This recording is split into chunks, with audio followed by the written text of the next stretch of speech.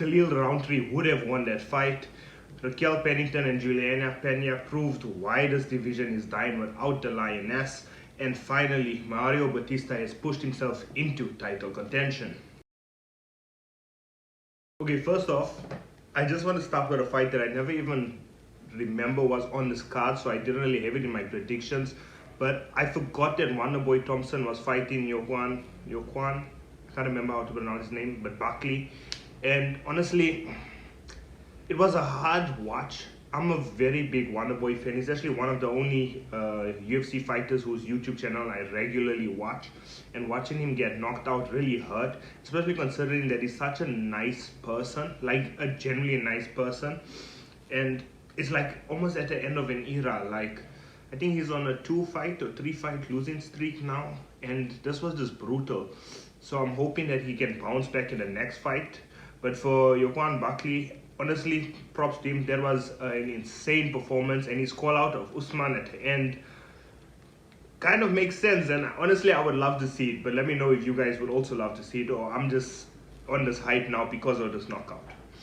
Now next, we actually had Kayla Harrison versus Kathleen Vieira, and this is where my predictions came in. As I said, okay, wait, first of all, let me just take a break and say that my predictions were bang on for most of them. I think I only missed one. But yeah, if you'll remember, I said Kayla Harrison will win by decision, and she did.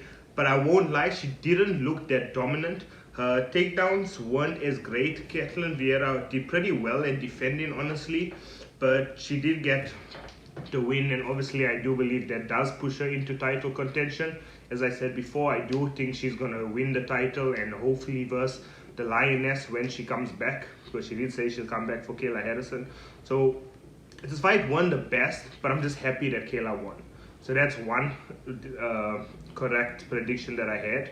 Next was the middleweight bout between Kevin Holland and Roman Dolidze. Now, let me just say that it's a bit shit how the fight ended. Like, obviously no one wants a fight to end like this.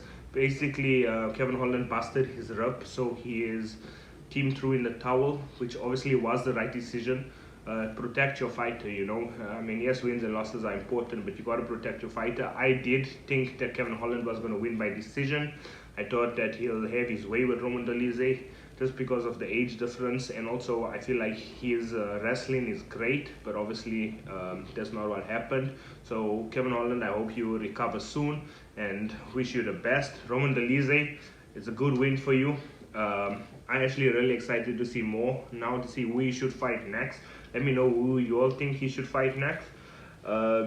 Also, before I move on, I actually forgot to say, but I'm wishing Carla Esparza, the legend of the women's division, former champion, obviously. She retired last night. Not last night, she retired on the card. She lost by split decision, which was actually quite a close fight. So props to that legend, and I hope you enjoy your retirement.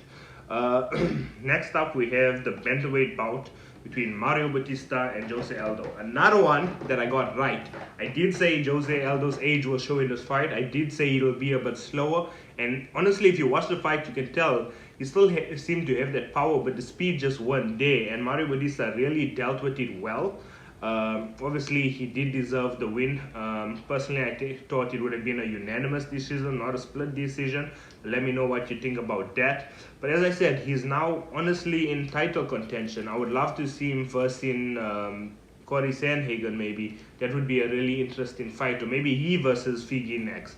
That would also be very fun, because I think Corey wants Sugar Sean, which I think would be an amazing fight. And obviously, Marabul versus Umar Nurmagomedov. So honestly, the bantamweight is slowly becoming one of my favorite divisions to watch. It's just so interesting towards the top. So many exciting fighters. But yeah, so that's 2 right for me so far. 1 wrong, obviously it's a freak accident.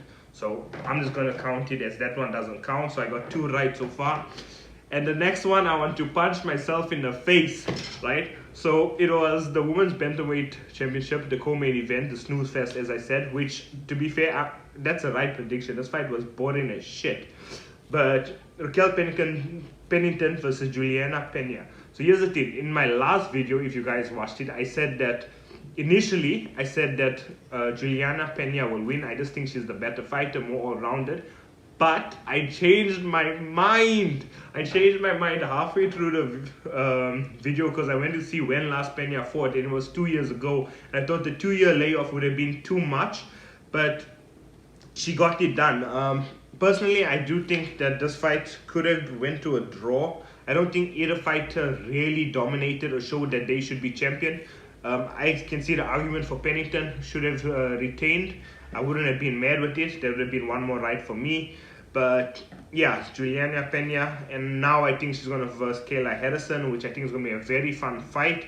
I do think she'll be able to deal with Kayla's wrestling well, but honestly, I think that's a fight I do want to see, but it's not a fight I want to see because the division is fun or it's an exciting fight. I just want to see it so that Kayla can win and then first the Lioness, who realistically is the person we're all waiting for and want to see in this division. Now going up to the main event, Khalil Rountree would have won this fight if it was 3 rounds. But obviously that's like the video this one year. If my grandmother had wheels, she would have been a bike. Khalil Rountree actually won the first and second round definitively, in my opinion, and then the third round is where things started getting bad. Obviously, as I said, if it was 3 rounds, he would have won the fight. But in the first round, he really started, I don't know, he felt a bit defensive initially, but he was doing more damage to, in my opinion personally, and on the judges' scorecards, which I'll show you now, you could see that they also gave him the first 2 rounds. In the second round is when he started getting his respect from Alex Pereira. He was getting good with the jab, and he actually got a knockdown on Pereira. But it wasn't bad. Pereira got knocked down and immediately started throwing again. But Khalil 100% took that round, in my opinion. And honestly, I had so much respect for him. Like, this was one of those fights where I was like, okay, there's, as I said, keep in mind, if you remember, my last video I said Khalil Rountree will be Pereira's toughest test. And I said it will go past the 3 rounds. It won't be an early finish like before. And I was damn right. So this fight went to the 4th round. And honestly, at the end of the 3rd round is where Pereira really started piecing up Khalil. He started with his jab and he really got him. He busted up his nose cut again. And honestly, the heart on Khalil Rountree is really motivating. Like, I know people say that what's his name? Izzy's speech after he knocked out Pereira is really motivating it, and it just shows you to persevere and try. But honestly, it was this fight for me, Khalil's heart and resilience to keep going with the beating he was getting, especially in the 4th round. Like, just look at what his face looked like during that fight, especially towards the end. I just have so much respect for him, and now I'm really a fan of him. Not that I wasn't before, but I never used to really watch him much. Whereas now I just can't wait to see where he goes forward. As I said, he was Pereira's toughest test, and he was amazing. And it was really, okay, everyone has hated on the matchmaking with us, especially because there's a definitive #1 contender in Muhammad Ankalaev.